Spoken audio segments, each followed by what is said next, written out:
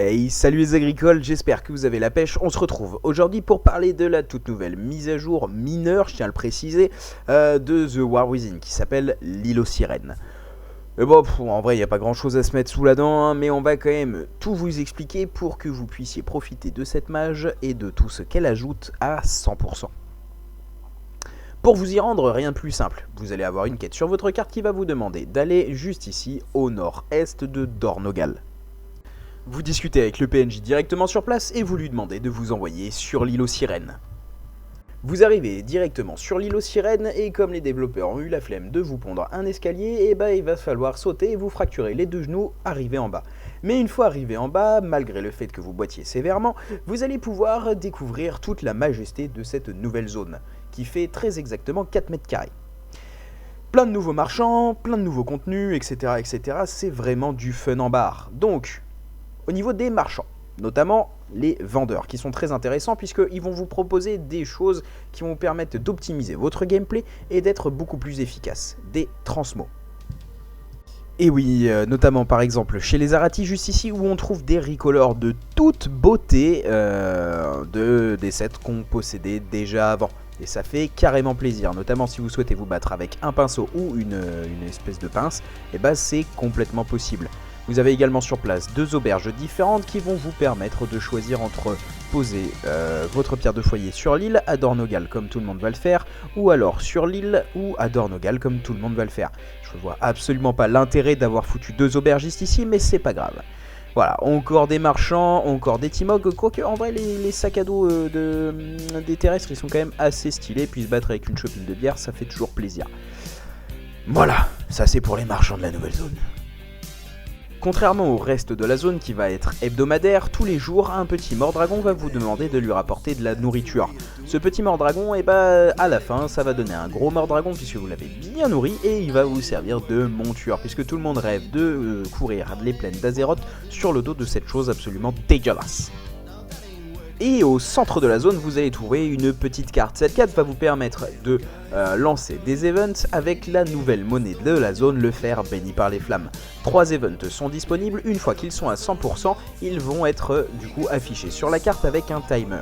Dirigez-vous directement vers l'emplacement et vous n'avez plus qu'à attendre la fin du timer pour lancer le combat absolument épique et contre un boss de toute beauté. Une deuxième phase dans la zone est disponible, qui s'appelle la phase de la tempête. Il vous suffit de parler avec ce PNJ là pour lui demander tout simplement pour lui dire que vous allez défendre le camp, alors que vous allez vous barrer faire plein de trucs, mais enfin bref, vous lancez le truc et là vous arrivez, c'est le bordel, il n'y a plus de PNJ, il y a des crabellites partout et tout le monde est en pleurs et en cris. Pour vous aider, vous allez trouver deux items différents, un fusil et une mine. Personnellement, je vous conseille d'utiliser la mine, c'est quand même plutôt efficace. Et une fois que vous êtes du coup dans la phase de la tempête, des rares supplémentaires vont proc, ainsi que potentiellement des trucs quand même assez cool. Quand vous êtes dans la phase de la tempête, moi ce que je vous conseille si vous voulez faire du contenu et que vous aimez les montures, c'est de vous diriger vers la caverne au nord de la zone. Chose intéressante à savoir sur cette caverne, c'est qu'une fois que vous êtes rentré dedans en mode tempête, je tiens à le préciser, vous allez pouvoir avoir une chance de dropper une monture secrète, qui est somme toute quand même plutôt facile à obtenir, mais je vais quand même vous donner les tips pour l'avoir. Une fois que vous êtes dans la caverne secrète, vous allez avoir 3 chambres. Dans chacune de ces chambres-là, il y a potentiellement un rare qui peut proc. Ces rares, ainsi que d'autres certains dans la zone, toujours en mode tempête, vont vous permettre de loot des fragments de piliers. Ces fragments de piliers vont vous donner accès à la monture, mais avant il va bien sûr falloir les récupérer. Donc vous tabassez les rares, vous les cherchez, une fois qu'ils sont propres, vous les tuez en mode tempête, et une fois que vous avez les piliers, il vous suffit de vous diriger vers la chambre la plus à l'est. Une fois dans cette fameuse chambre, vous montez au niveau du socle principal et vous allez tomber sur un gros piou-piou qui est allongé au sol et qui se prend des gros shoots d'éclairs de la part de plusieurs totems.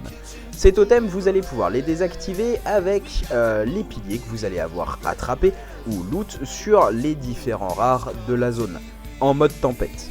Je tiens à le préciser encore une fois, car vous ne pourrez pas les loot si vous n'êtes pas en mode tempête. Donc vous désactivez les piliers, le piou-piou il est content, hop, bim, nouvelle monture. Voilà!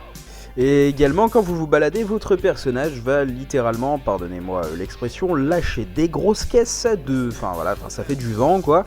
Et en gros, vous avez juste à vous diriger vers là où le vent vous mène.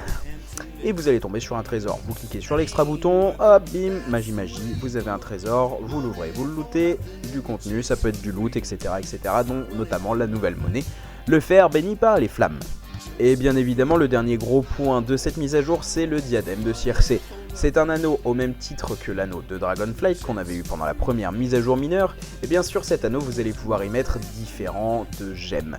Ces gemmes ont des pouvoirs différents, certains plus optis pour du DPS, d'autres plus optis pour du soin. Pour l'instant sur la première semaine, on va pas se mytho, ça nous casse les couilles de l'avoir cet anneau, mais bon, on le prend quand même pour certains.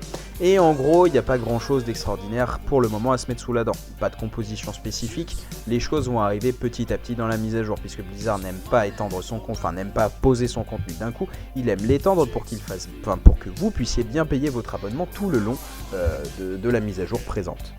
Donc voilà, une fois que vous avez débloqué, si ça j'ai oublié de le dire, une fois que vous avez débloqué un diadème, enfin une gemme sur votre personnage principal, il ne coûtera que 50 fer bénis par les flammes au niveau de différents marchands établis un petit peu partout dans la zone. Ça vous permet de les acheter avec vos rerolls directement, en sachant que la monnaie est liée au compte, donc il n'y a pas de problème pour ça, c'est lié au bataillon. En tout cas, moi j'espère que vous avez apprécié cette petite exploration. Je vous souhaite à tous de très belles fêtes de fin d'année. Profitez bien, kiffez bien. Et puis on se retrouve, n'oubliez pas les histoires de Kurzen. La deuxième partie, un épisode assez fun vous attend. Il est en cours de travail actuellement. Ça sortira au mois de février. Et je pense qu'on se retrouvera peut-être même avant pour parler de la prochaine mise à jour majeure, Undermined. En tout cas, passez tous un super Noël, de très belles fêtes de fin d'année, tout ça. Plein de bonheur, plein de câlins. Et on se retrouve l'année prochaine.